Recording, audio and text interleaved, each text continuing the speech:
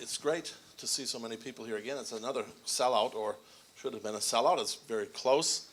Second, I think, 300 enrollments, registrations in a row. We cut them off. You don't see this in Hamilton. That's my dig at Hamilton. We're living in some strange times. It's an era of post-truth, assertions of alternative facts, allegations daily of fake news, witch hunts and the like. Various groups, possibly state-sponsored, are manipulating social media to try to influence elections in the US and elsewhere. Conspiracy theories abound on the right and the left and who knows where else. In times like this, it becomes all the more important to teach people good reasoning skills, critical thinking, and responsible inquiry. And this is the topic of tonight's talk by Tracy Bowell. Tracy is the Pro-Vice Chancellor of Teaching and Learning at the University of Waikato. Her research interests include critical thinking and argumentation. She's the co-author with, Gary Kemp, of a book entitled Critical Thinking, A Concise Guide. I think it's into the 4th edition. You should have brought copies and signed them here in the lobby. Tracy did her MPhil at Cambridge and her PhD in philosophy at the University of Auckland. And before becoming PVC, she was a senior lecturer in philosophy. So would you please join me in welcoming my philosophy colleague, Tracy Bowell, to come.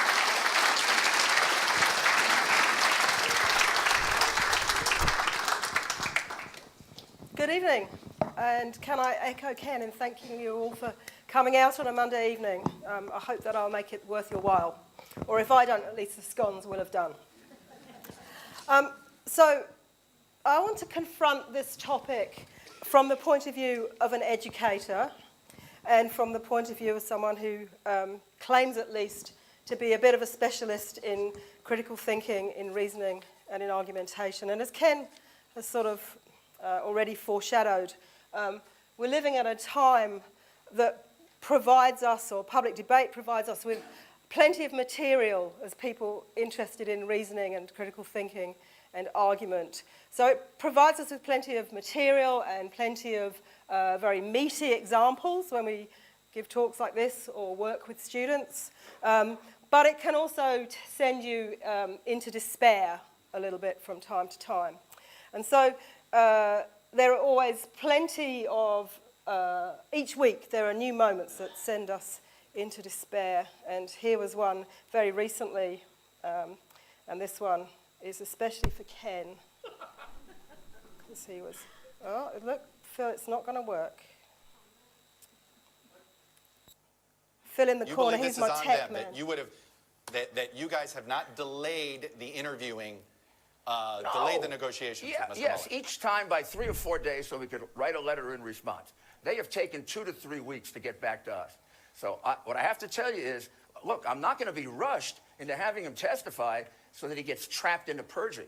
And when you tell me that, you know, he should testify because he's going to tell the truth and he shouldn't worry, well, that's so silly because it's somebody's version of the truth, not the truth. He didn't have a conversation Truth is truth. about... I don't mean to go like... No, it isn't truth. Truth isn't truth. The President of the United States says, I didn't... Truth isn't truth. Mr. Mayor, do you realize what...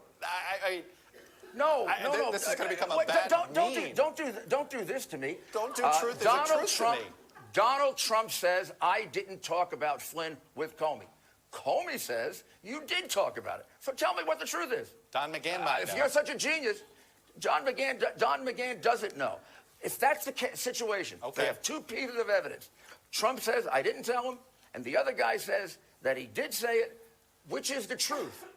And maybe you know right. Because you're Under a genius. 2 people, I know you're right. I don't read minds on that.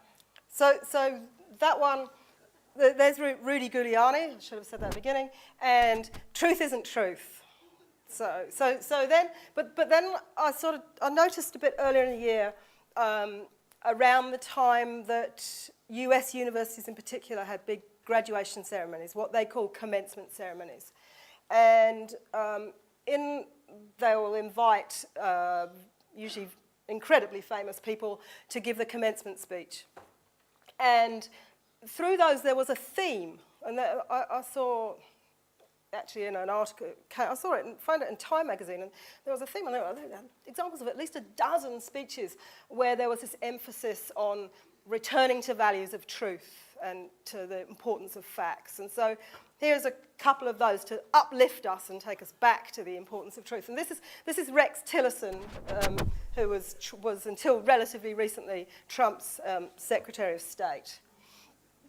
I'm not sure how many he's had, but here's. If our leaders seek to conceal the truth, or we as people become accepting of alternative realities that are no longer grounded in facts, then we as American citizens are on a pathway to relinquishing our freedom. When we as people, a free people, go wobbly on the truth, even on what may seem the most trivial of matters, we go wobbly on America. We don't want to be doing that. And so, and because everyone needs a little bit of Oprah on a Monday night, sorry.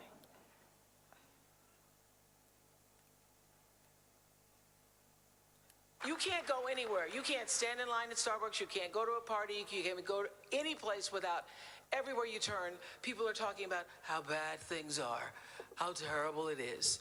And this is what I know.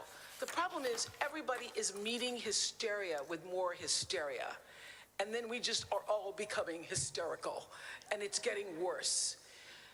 What I've learned all these years is that we're not supposed to match it or even get locked into resisting or pushing against it.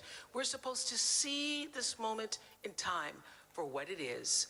We're supposed to see through it and then transcend it. That is how you overcome hysteria. And that is how you overcome the sniping at one another, the trolling, the mean-spirited partisanship on both sides of the aisle.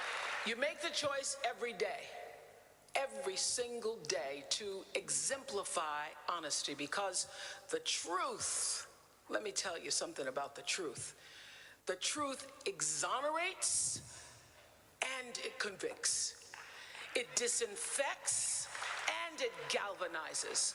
The truth has always been and will always be our shield against corruption, our shield against greed and despair. The truth is our saving grace. And not only are you here, USC Annenberg, to tell it, to write it, to proclaim it, to speak it, but to be it. Be the truth.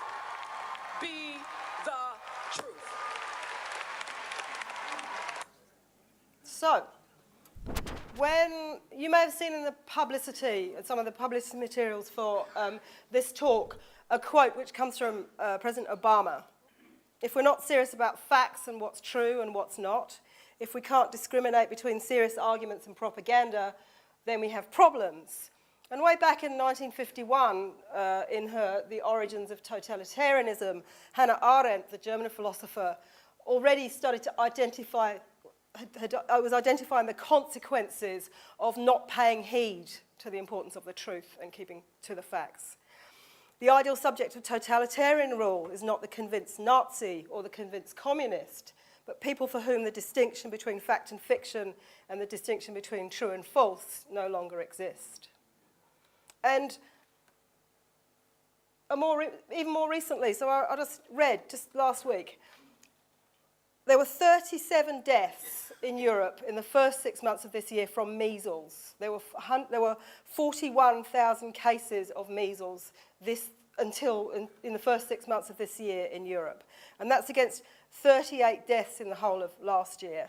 And people who know way more about these things than I do put that down to the anti-vaccination movement and the success of that rhetorical call to distrust, encouraging people to distrust expertise, to distrust medical expertise, the rejection of authority, and the misplacement of populism in the face of, or that encourages a rejection of authority.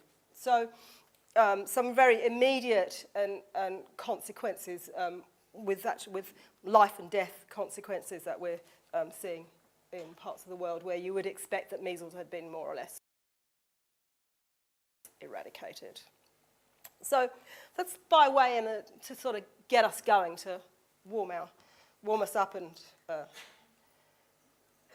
encourage our palates, if you like. This is how the rest of the talk is going to pan out. So I'm going to talk, first of all, not for too long, about what I understand as critical thinking as an expert in the field, and in the context of how we teach critical thinking in the university context.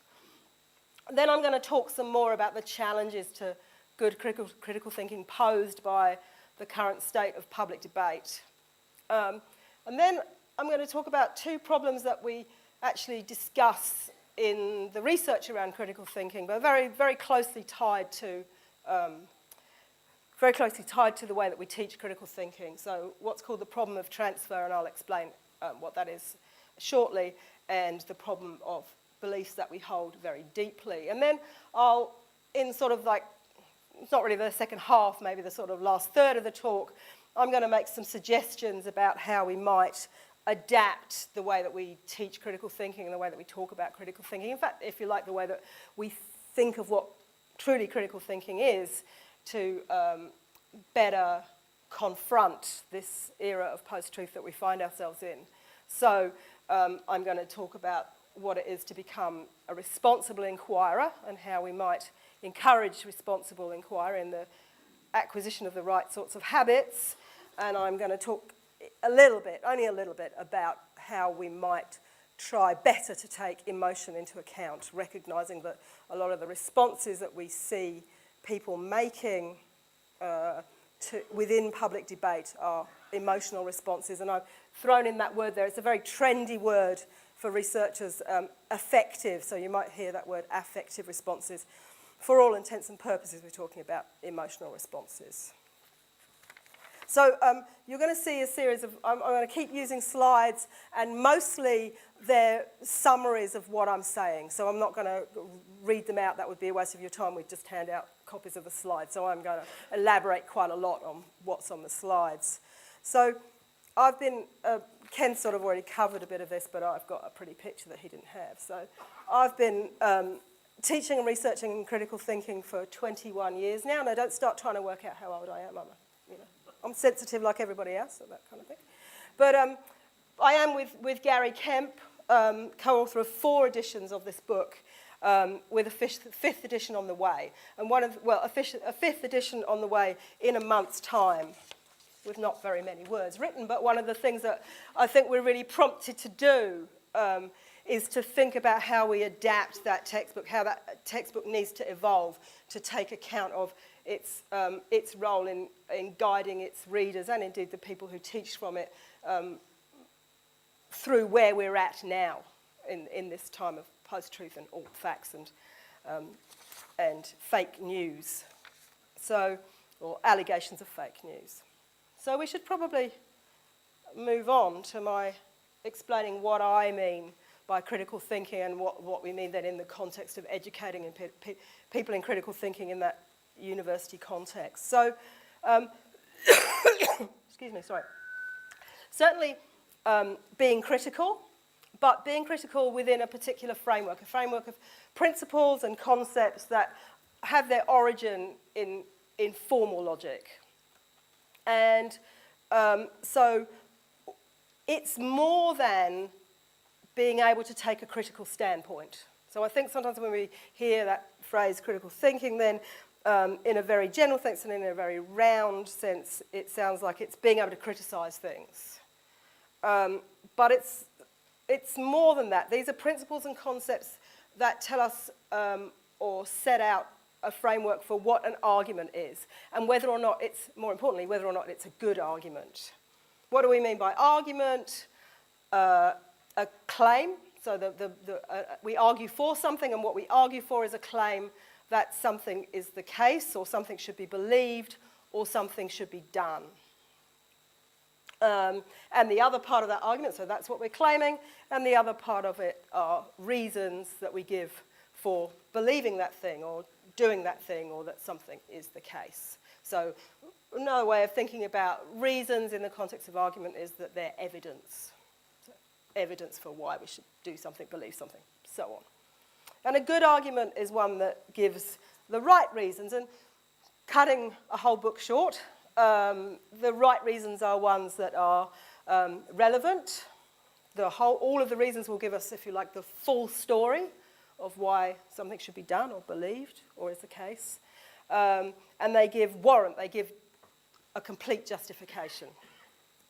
And they do that through true statements. So, in short then, whether or not an argument is a good argument, whether we're giving somebody good reasons for doing, believing something, is a question of the structure of the argument and a question of, takes us back again, to truth. And so when we teach critical thinking, one of our primary goals as teachers for our learners is that they become competent in applying the concepts by which we evaluate reasoning. And we try, as far as possible, to give them opportunities to build their skills to the point where they can apply those concepts and those skills to real-world arguments.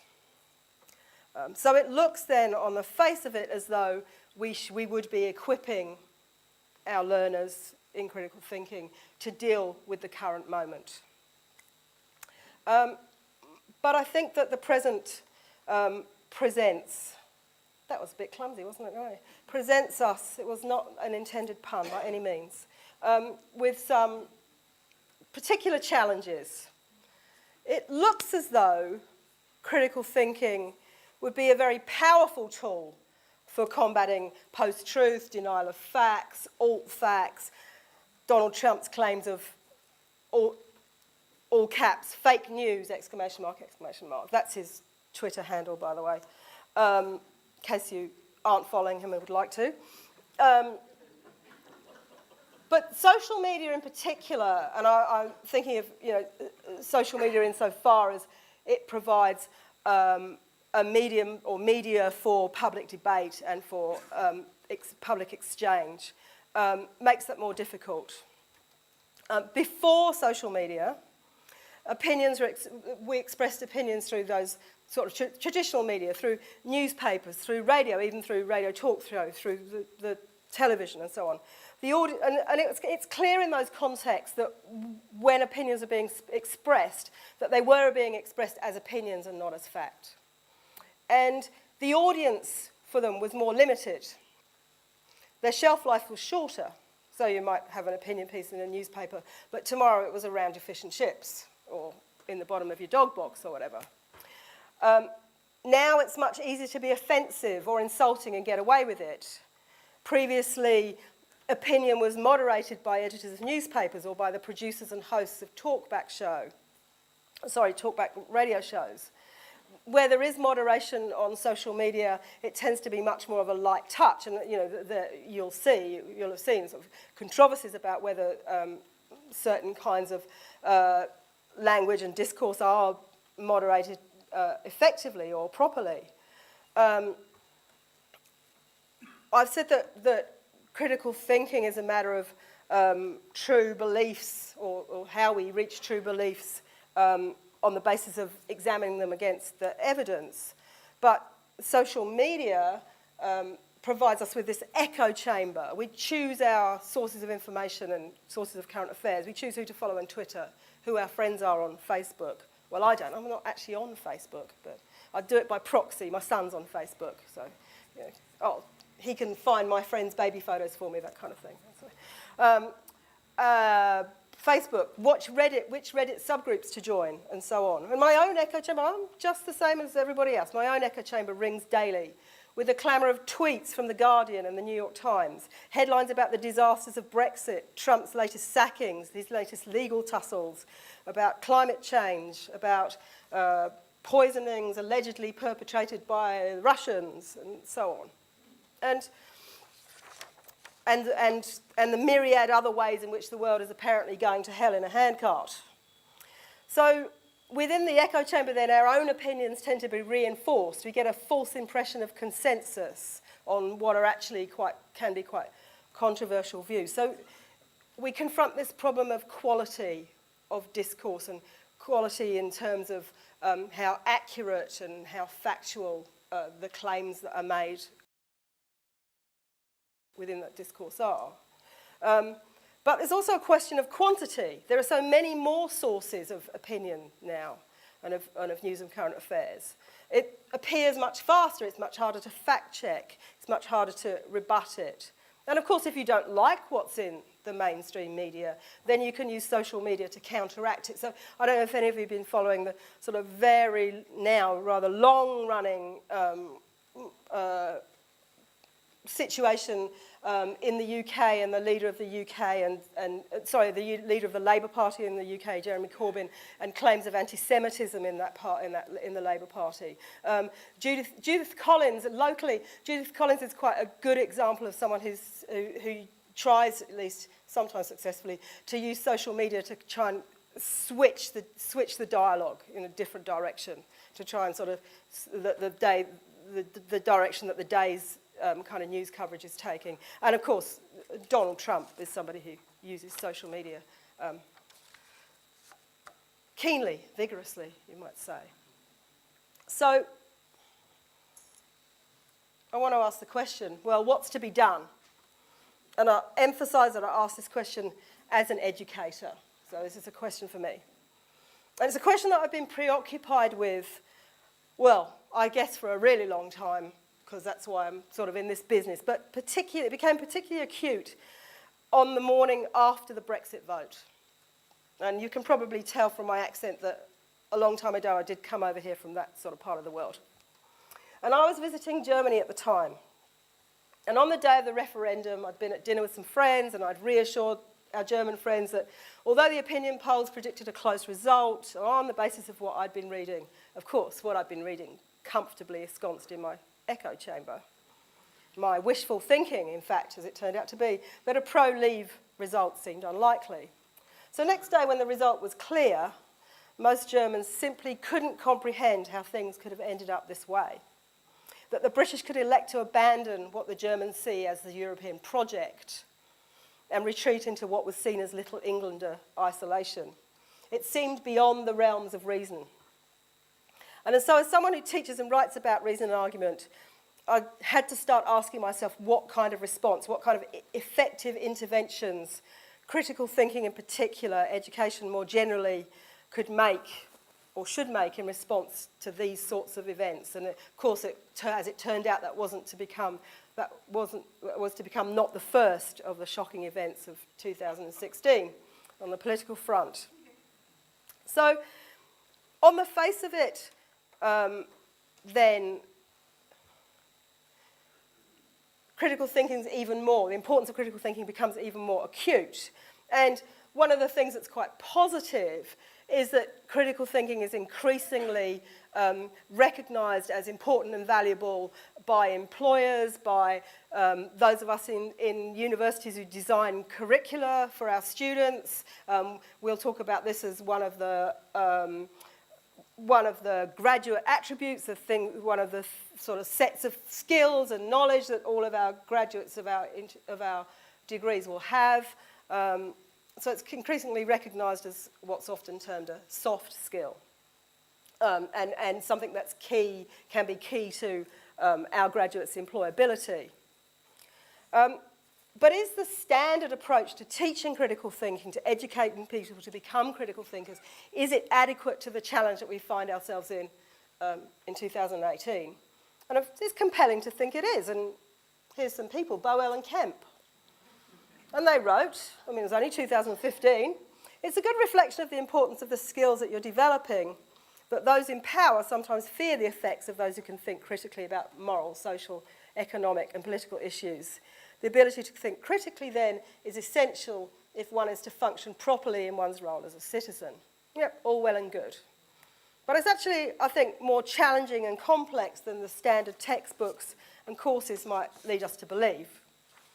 And that's not just because of this post-truth moment, although that has made this even more acute, as I said, but it's because of those two problems that are highlighted on my outline slide as well, the problem of transfer and the problem, a problem of a failure to elicit what a philosopher called Richard Paul has called strong sense critical thinking.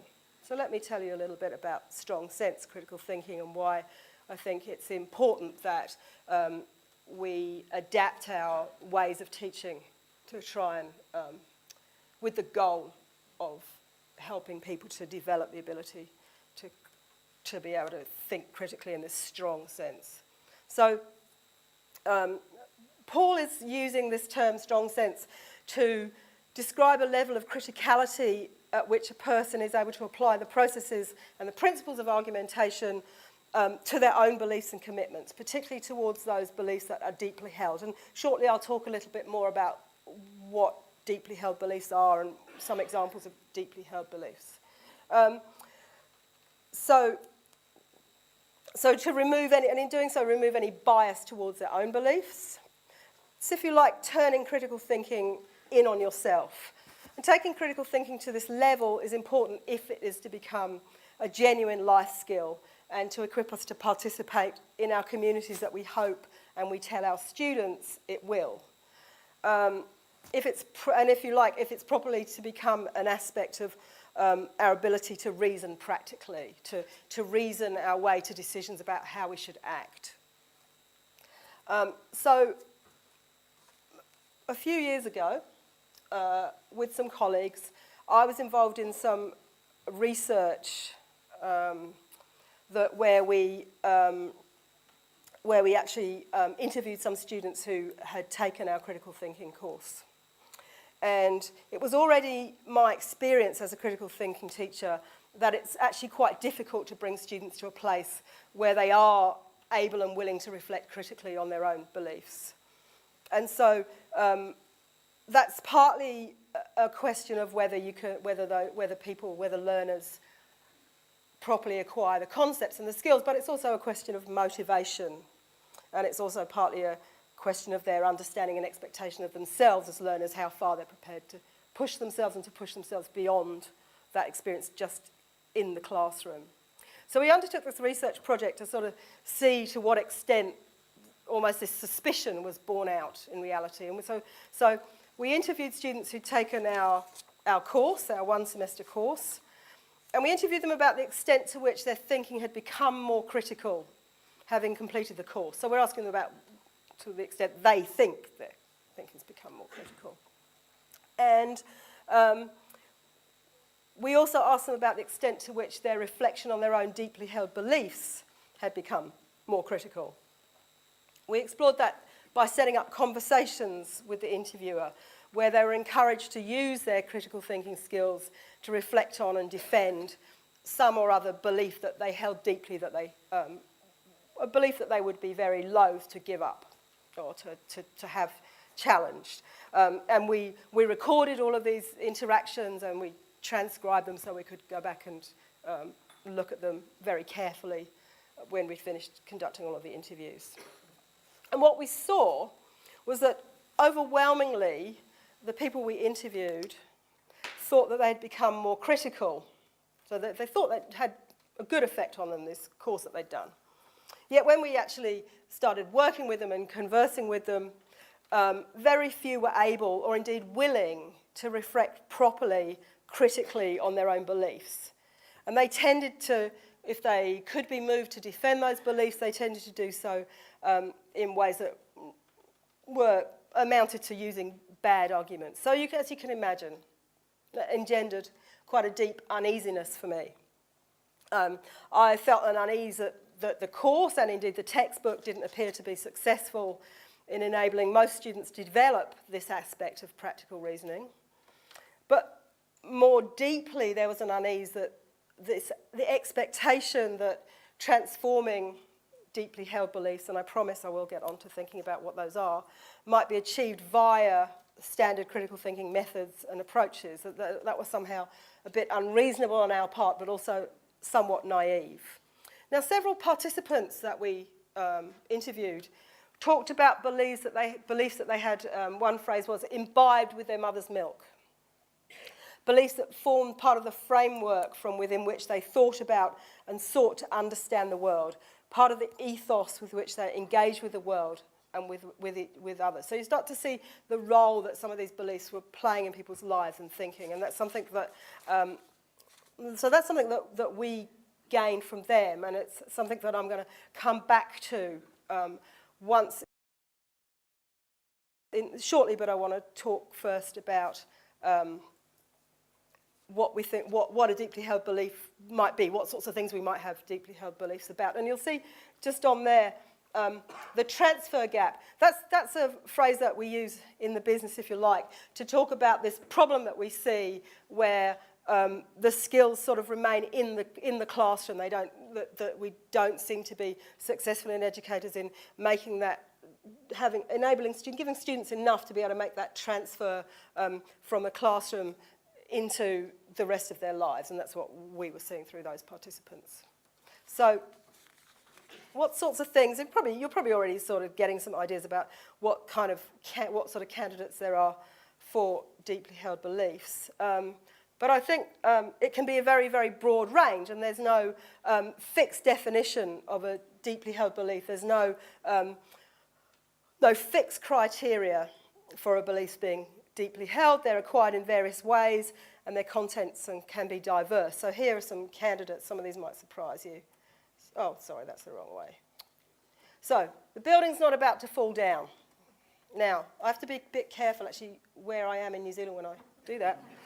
But generally, think about the way that we walk around and we kind of physically interact with the building. It's not something we're kind of going through our heads all the time. Oh, the building's not going to fall down, the building's not going to fall down. But we move through it as though we're not at risk from the building doing something dangerous. So somewhere deep, implicit maybe, is that belief. So here's another one.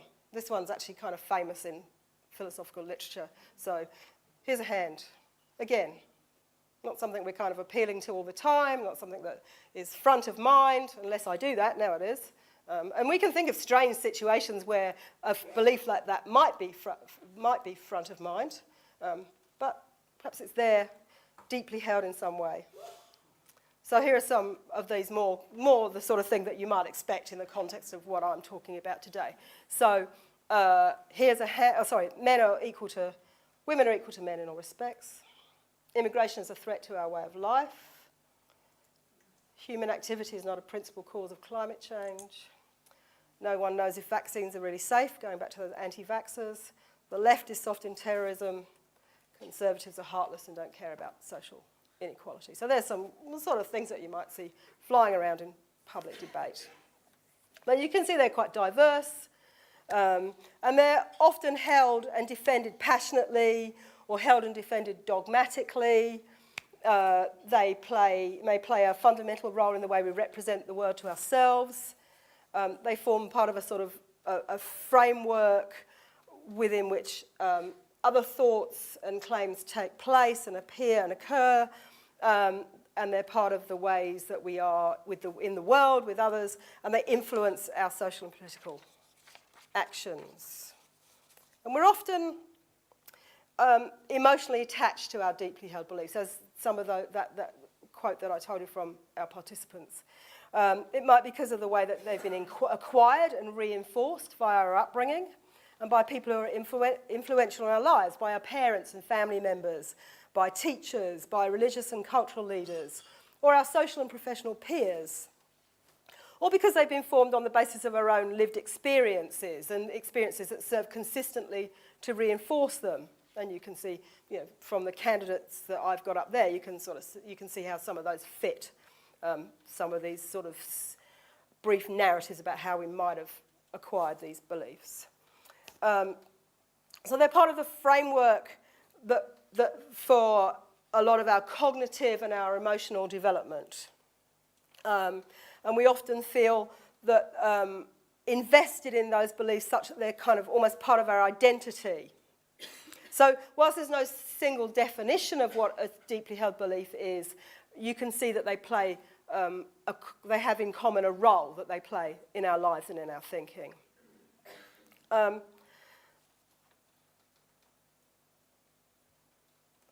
So unsurprisingly, so this is just my summary of what I'm saying. So unsurprisingly, given the ways in which they tend to be acquired, and given our unwillingness to subject them to any very much critical scrutiny, they're often prone to prejudice. They're prone to implicit bias. They're prone to confirmation bias, to stereotypes, or to sort of include stereotypical thinking. And they're easily manipulated. And so our tendency to hold onto them tightly, together with an unwillingness to subject them to reflection, demonstrates a lack of open-mindedness, a lack of an openness to entertaining some other contrasting point of view, and a sort of resulting resistance to change. And of course, there's a social and emotional comfort in holding on to beliefs that are shared by those around us and by those with whom we regularly interact. So if our friends, be they actual friends or our, if you like, digital friends, our neighbours, our family, our colleagues, express and share the view that, for example, migrants are stealing jobs, pushing wages down, the cause of increased crime, likely terrorists, and so on, then it's a position that's easily entrenched in our social interactions and in our understanding of the world. And if we try to challenge that view, then we take an emotional and a social risk. And moreover, to kind of go back to one of our starting points, our beliefs and opinions are reinforced in the echo chambers of our social media feeds if we have them. So we're sheltered within the echo chamber from socio-cultural and political difference. That digital dislocatedness shields us from encounter with a distant other, who's then becomes a subject of our fears and becomes demonized. So I've talked a lot about the problem. I've talked about the problem sort of in the round in terms of the challenge of the present era and the way that that's amplified by the way that the contribution that social media makes to shaping current affairs and public debate.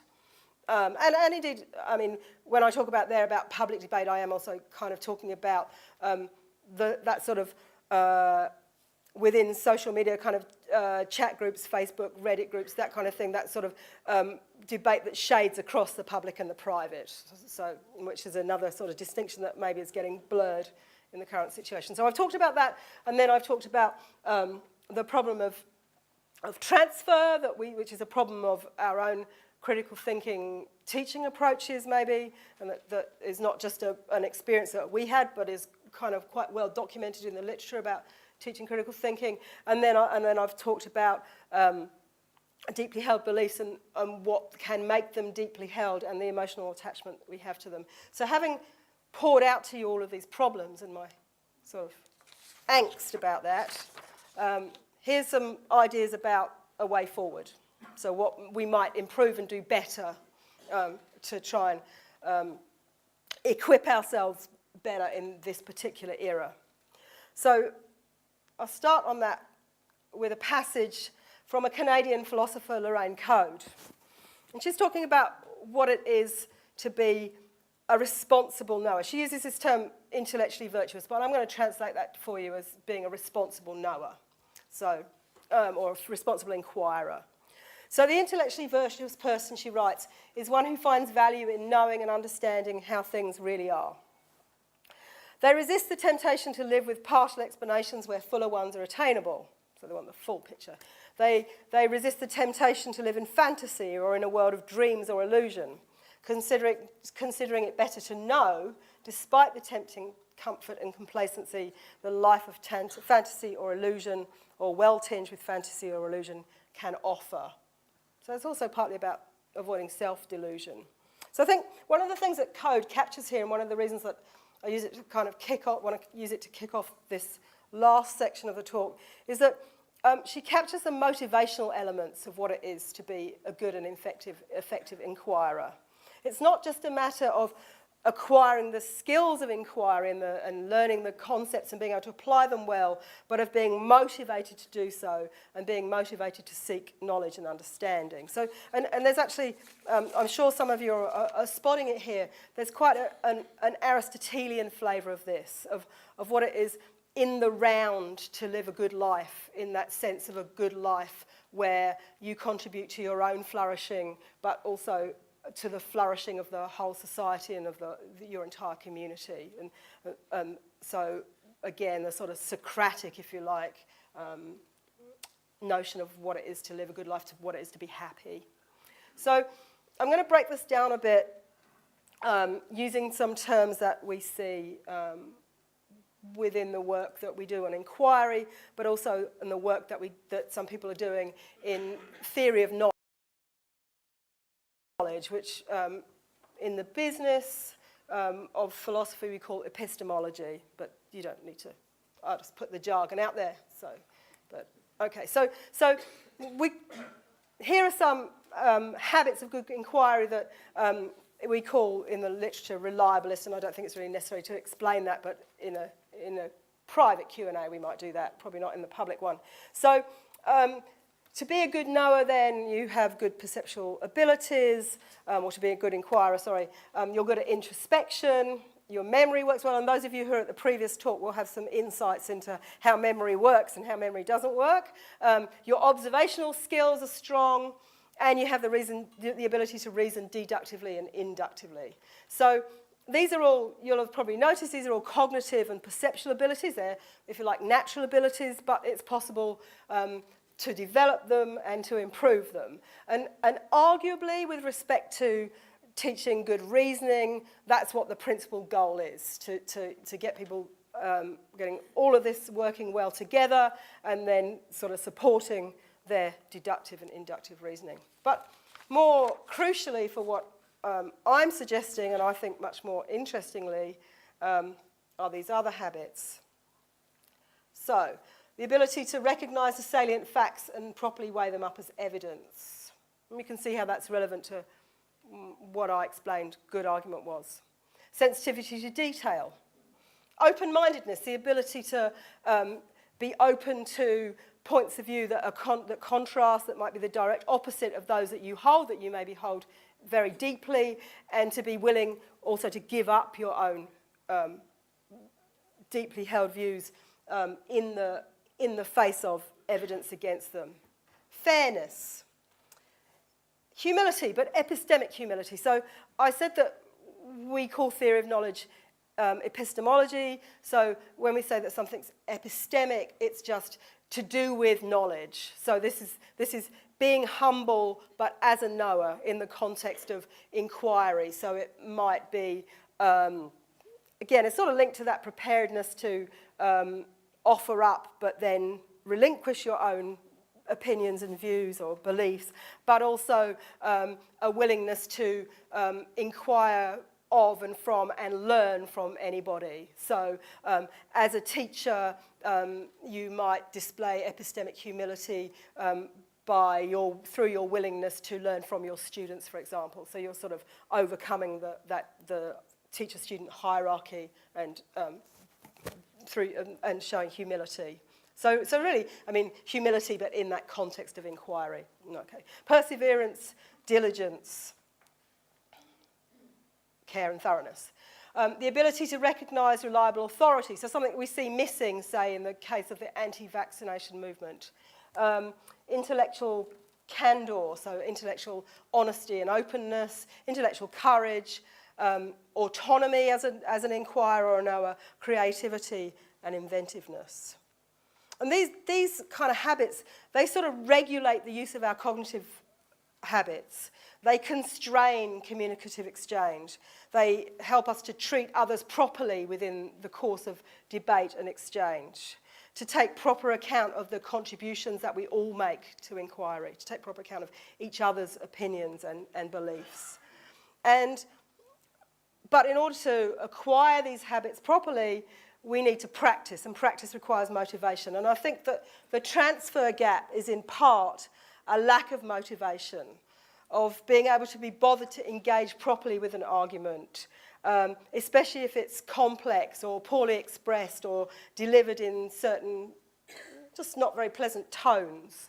An analogue, I think, is in sports coaching and sports training. So as an athlete, you start from your natural cognitive and physical faculties, and then you develop and hone specific skills, specific to, skills specific to the particular sport. But that's not enough. You need persistence, you need courage, you need humility in the face of defeat, and so on. And it's something often, if you watch a lot of sport, which I do, I watch a lot of tennis, and I play a lot of tennis too, but if you listen to commentators, they'll often focus on that. They'll talk about technique and so on, but they'll also talk about the player's emotions. They'll talk about the way that they behave in these sorts of terms of persistence and courage and so on. So what might that mean when we're helping learners to become critical thinkers? So I think first and foremost, there's a need to be explicit about developing those habits, to say from the outset that we need not only to learn skills and concepts, but we want to try and become responsible in our use of those. And I think that of those habits that I showed you, I think the most important ones are open-mindedness in being willing to examine and possibly give up your own deeply held beliefs. Humility, being open to learning from others. Asking questions, listening, being willing to engage and to adopt someone else's opinion. Being able to judge when it's appropriate to defer to authority and when it might be more appropriate to be courageous and to challenge authority, and to develop our autonomy as inquirers. So traditionally, traditionally, when we think about a good and bad argument, we position argument against emotion. And what I've done there is just, there's a kind of family of juxtapositions where we make those contrasts. And, emotion's bad, reason's good. And that's how we traditionally think about these things. But in more recent work in argumentation theory, some theorists argue for the legitimacy of emotion within reasoning and within argument. They see it as not they see emotion as not necessarily a hindrance to good reasoning.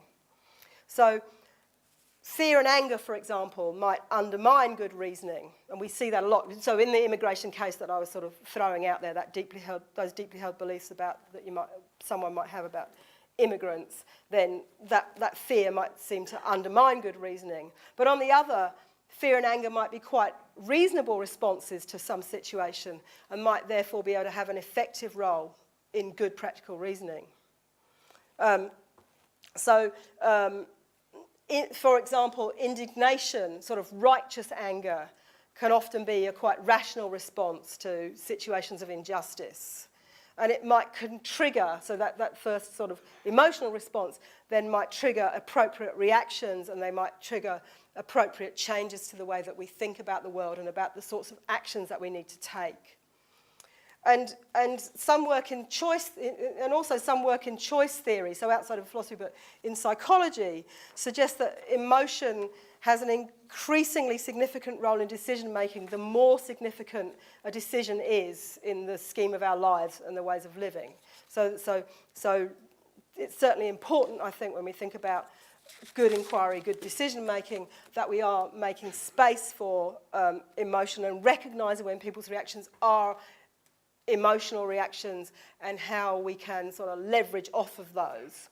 So, by way of an ending, I want to take a case study. And I'm going to use this to show what I think is quite a good example of taking account of the emotions of, in this case, some high school learners. It's going to show us the role that the learners' deeply held beliefs play, and then I'm going to run through very briefly how I think some responsible inquiry is taking place both on the part of the teacher and on the part of the learners. So this is a story about a science teacher who was teaching senior biology to 17 students in a school that's in a sort of rural area of Ohio, which had a very successful coal mining industry, but which is now in deep decline. And these students had family members who were now unemployed and been unemployed for, they were into sort of second generation of unemployment through the closure of the mines. And students had formed beliefs that emissions from burning fossil fuels were not causally responsible, had no causal effect on the climate. And I think in some cases also they had the more general belief that climate change just wasn't real. So they had these beliefs that were formed in the environments of their families and their communities. They were very loyal to their family and their communities. And so the teacher at first used scientific evidence to try rationally to persuade the students of the falsity of their beliefs. So he used scientific evidence, he used data, you imagine him with his charts and his graphs and so on. And the students wouldn't have a bar of it. Their loyalty to their family outweighed trying to take the reasonable response. They felt that they would be challenging the community consensus. So their responses were sometimes quite extreme. And in the account of it I read, there was a case of a student who ran away crying and never came back. So they were very moved but also quite upset by having to kind of confront these beliefs that they had grown up with. So the teacher, he made a switch from trying to work directly against their beliefs and against their emotional responses by trying to disprove them with more and more scientific data. He appealed to their experience of the local climate. He reminded them that winter had brought fewer snow days, so they actually had to come to school more because the school was closed less often. That spring had brought, springs in recent decade or so had brought more floods. And then he reinforced those sort of reminders, if you like, by creating new experiences for them. So he took them to the woods and they observed the destructive effects of an invasive beetle that had previously always died off in the winter, but now survives through the warmer winters and therefore does a lot more damage. So he recognised the emotional weight of students' beliefs about climate change and their suspicion of scientific evidence. And instead of just presenting more and more statistical evidence as if they would eventually bow under its weight, he enabled this immediate experience. And if you like, to put it simply, he made it real for them. And now they could start to see and they could start to feel what that data represented. So he acknowledged the role of emotion in their thinking, but he avoided working directly against it. And working directly against it was risking reinforcing it, risking that they would just dig into those entrenched positions that they had mostly grown up with. So by recognising the emotional pull of those beliefs and the emotional origin of those beliefs, he opened the students up to reason. And through what he did there, I think, as I said, I think we can also see both the teacher and the students displaying some traits, some of those habits of responsible inquiry. So the teacher displays open-mindedness. He's open to changing the way, it's open-minded insofar as he's open to changing the approach that he's taking to the students. He displays humility, so both in that willingness to be open-minded, but also to sort of make the student the centre and to start from where they are, recognising their emotions. He displays courage in being prepared to give up or walk away temporarily from the approach that he would normally take and to see how this different approach works. And he definitely displays perseverance to get the students eventually to where he had originally hoped to get them. But the students also eventually, they become open-minded. Their minds are opened to reasoned arguments and statistical data and evidence about climate change. They display courage in being prepared to start moving away from those deeply held beliefs to which they're emotionally attached. They develop the ability to recognise the salient facts. They and to recognise them as evidence. They develop the ability to recognise authority. And they develop their autonomy as knowers and inquirers. And so, so I think that's Ken's looking at his watch, as almost an ending. The case study kind of captures some of the ways I think that we might resolve the challenges that this current era presents to us as critical thinking those of us who are concerned with how we best teach and guide people to become good critical thinkers. And so I've argued that these sort of transformational learning experiences that involve performing open-mindedness with respect to our own shibboleth require more than requiring good reasoning skills. They require acknowledging that they require that we develop certain dispositions of responsible inquiry, but also require that we acknowledge that deeply held beliefs can be motivated by emotional responses that aren't necessarily unjustified, and that those responses can themselves be reasonable responses. So while we should remain serious, deadly serious about facts and about what's true and what's not, in this moment of post-truth, and I hope that it is just a moment of post-truth, we need to work as educators, as scholars, as generally concerned members of the community who are willing to take an hour out on a Monday evening, who care enough to come and listen to me talk about this, to find ways to help each other develop habits of responsible inquiry that will confront misrepresentation, dissembling, and lies.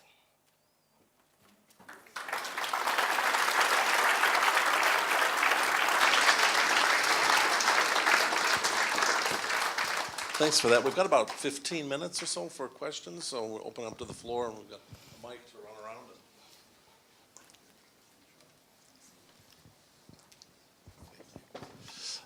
Hi, It's fantastic. Just something I've wanted to know all my life. If you're an ENTP, a Myers-Briggs ENTP, for instance, can you train someone? One of their traits is seek to understand and not to judge. So people who judge straight away without any understanding, can you train them to be an ENTP or not? Are you just stuck with that all your life, born with it? No, surely you can inculcate that by teaching people to kind of come back from the brink, would be my immediate response, I think. I don't think that there's, in general, why do we educate what's the point? Why do we think there's a purpose in educating and training people if we think they're kind of stuck in those types? So that's a kind of very general response to that, but I think that we can we can train people to kind of control that impulse to judge. I mean, some of us are still trying, but to stem that impulse, but yeah. So, yeah. Hi. Kind of building on that in a sense. So you focused a lot on, obviously, the educator side of things, Yeah. which is where you come from. So that's kind of focusing on the individual. But I was wondering about your thoughts on the social environment, which is a little bit drawing on that. So some of the terms you used, I was just kind of wondering how they would apply more broadly. So things like open-mindedness and intellectual humility. I was thinking that when you said intellectual courage, I was wondering if we might also need intellectual patience to allow others to kind of get to the point where they're allowed to consider the facts, make errors, and then have that safe space to do so. And also whether it's therefore maybe not in addition to a lack of motivation, if we could motivate people, maybe we also need to, maybe there's a lack of permission to think critically, and that's why people kind of hold so strongly to their own beliefs. I was wondering your thoughts on that? Yeah, okay, good. It's a lovely question. So if I start right at the very beginning, so you could take some of those, if you take the sort of second list of the habits, so I won't waste everyone's time by going back to the slide, but those ones that I said are really the kernel of being a responsible inquirer, things like open-mindedness and humility, the ones you mentioned, then we can sort of think about them in two different contexts. So we can think about them as when we're just inquiring as an individual. So in a very simple case, I've got some view about climate change, and then I go and research it. And then I still might need to, because I've got this view which is sort of semi-fixed, then it still requires me to be open-minded and some of those other things, but I'm doing that very much just in my response to the material, yeah?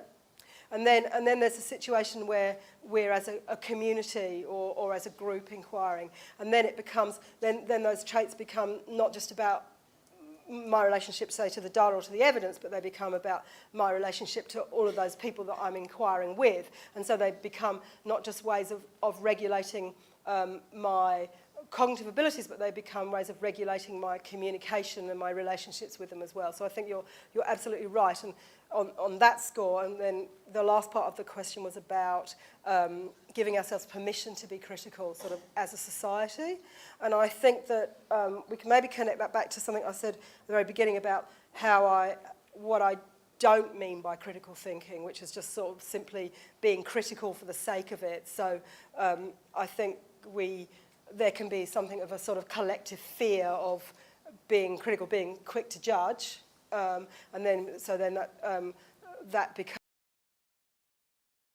a barrier or an obstacle to being properly critical thinkers. And then the other thing you mentioned patience, and I think you're absolutely right. You can think of that as, so patience would traditionally be thought of as a sort of moral virtue, but it probably has a place as a habit of good inquiry as well. I mean, we need patience when we listen to each other properly, for example. But we also more generally need patience to be critical thinkers or critical inquirers in the way that I'm talking about, because it takes time, it's deliberative, and we often don't give each other or ourselves that amount of time. And so, and I think maybe also there's kind of, maybe somewhere deep down we sort of know that this could become kind of cognitively and emotionally kind of uncomfortable for us, or sort of risky, and that's maybe another reason why as a society we just don't want to go there. So. Thank you so much for such a refreshing thing to talk pleasure. about truth and cognitive honesty. Mm-hmm. Could you please tell me, within the university system, how much influence do you have on other lecturers to ensure that they have critical thinking and that the truth is fundamental to all their lectures? Dear. Is there anyone who actually oversees that to actually make sure that the principles of truth and critical thinking are part of the university, which they always have been, but seem to be getting a bit lost at the moment? Okay, so, all right. So my job, part of my role in that under that fancy title of Pro Vice Chancellor Teaching and Learning, is to encourage people to develop good and best practice as teachers. So in the contemporary context, quite a lot of that is around how we make really good use of technology. I mean, way beyond the sort of rudimentary way that I was using some videos there. So that's a lot of what I do, but what I'm trying to say there is that that's in a very general sense. No one gets to kind of go into each other's lectures, and I mean, we do invite each other to listen, but we're not going around to check whether someone's telling the truth. But let me, I don't know if this is where your question was coming from, but let me just, something that's been really troubling me, and when I was working on this, I wrote a Post-it note about it, and now I'm going to try and reconstruct what I scribbled on the Post-it note, and let's see how this goes. I'm going to take a risk here. So from about 1960s, 1970s, post-structuralist and postmodernist theorists have started to talk about, and people, I mean, this was in philosophy before then, but they started to talk about the way in which truths are constructed. So it wasn't just kind of, the idea was that we didn't just kind of walk out and bump into the truth and be confronted with it, that it was kind of completely independent of anything that we did, but in some respects it was constructed. And so then you start to get to that, start now developing that, and we start to get a plurality of truths about the same thing. Right, so that's where Rudy, Mayor Giuliani is actually going in that video clip that we saw. And so to some extent, that thinking, there's a lot of legitimacy in that thinking. So if I'm where does that just happen? In Chemnitz, in the eastern part of Germany, what was the communist part of Germany before '89? There were recently, there was just recently these riots. That's not going to be a very good example, but think about this. So the refugee. So they're in a part of, say, a refugee who fixes up in Europe, sorry, what's the word I want there? Who fetches up in Europe in a place where they're not made particularly welcome. Okay, so there's a truth from their perspective, if you like, there's a truth about their experience in that situation, which is almost kind of contrary to the truth that the people already in the town, if you like, experience. So I'm not putting this very well. I've got my colleague here, Joe Olotowski from philosophy, who's an expert on truth, so that's kind of really helpful. You can, no. So you've got this kind of shared experience, but there's one person's version of that experience from their experience, and there's kind of quite a contrasting experience. Okay, so part of what some of that kind of thinking about the fluidity of truth is trying to kind of take account of is that kind of situation. So and I would say that in order to have the full picture there, then we need to take account of both of those experiences, and then we have something that's kind of messy and difficult to work through, but that is the truth of the situation. Okay, so, and then we start to work through which parts of that are legitimate and which parts aren't. And I think that one of the things that's happened in the that's taken us to the current where we are now, and where within public debate, and where something that sort of fanaticists and extremists are leveraging off is this kind of, they've kind of taken this idea, they've sort of adapted that idea to think, well, I can say this really, really controversial thing, and now I'll just label it as my truth, and I can get away with it. And I think that that's what's happening, and I just wondered whether, so it's a very roundabout way to answer your question, but I wondered if some of what was kind of prompting that question was some thinking like that there's this kind of sort of rather illegitimate and sort of gerrymandered ways that people are trying to take advantage of that kind of quite genuine idea that in a complex situation there will be a whole set of truths that may appear, that are actually truths about the situation, but may appear to cut across each other, and it sort of seems to give license to extreme views. So. Yeah, and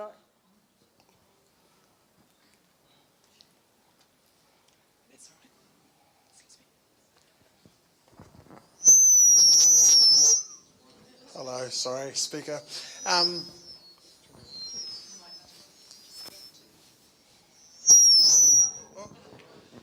I was talking about it. But, are you saying then, it's like, given that the world is so, we're so tribal in our beliefs, what we think about, and very dualistic, is it as simple as saying that compassion for other people's beliefs or how they got there is a big answer to it? I wouldn't say it's as simple as that, but I think that's a very big part of it. And so one of the places in my notes when I'm talking about, I don't think I actually said it, but I had it scribbled down, when I'm talking about those sort of what I call the habits of responsible inquiry, it's partly just how we treat each other as inquirers, and excuse me, sorry, and a matter of respect. And if you look at some of that discourse in social media and trolling, or even just the comments in could be a media site that's a kind of respected, sort of mainstream media, and look at the comments, and there's just a lack of respect for each other that's then licensed by famous political figures and others. So and that's kind of really sort of quite a general point about just the quality of debate. And so it is writ large. It's a kind of treating each other properly. And I like that idea. I might have to take this idea of epistemic compassion. So you have to tell me your name so I can credit you.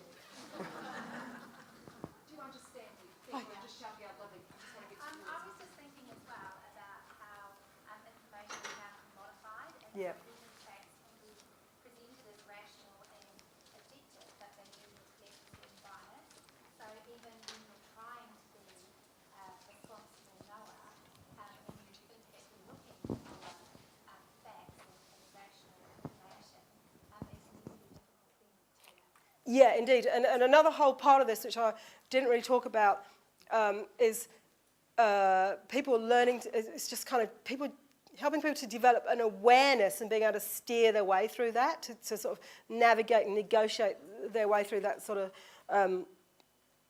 messy soup of bias and opinion and extremely held and controversial views and so on. And so that would be a part of this. And one of the things I've started to think a bit about is I'm not a teacher educator in the sense of school teaching, but as how do you do that from quite a young age?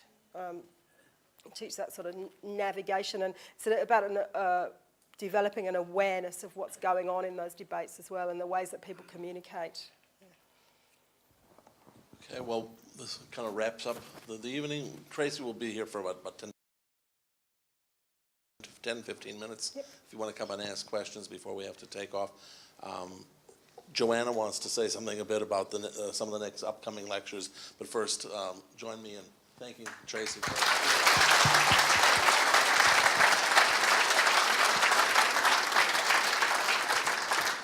Thank you.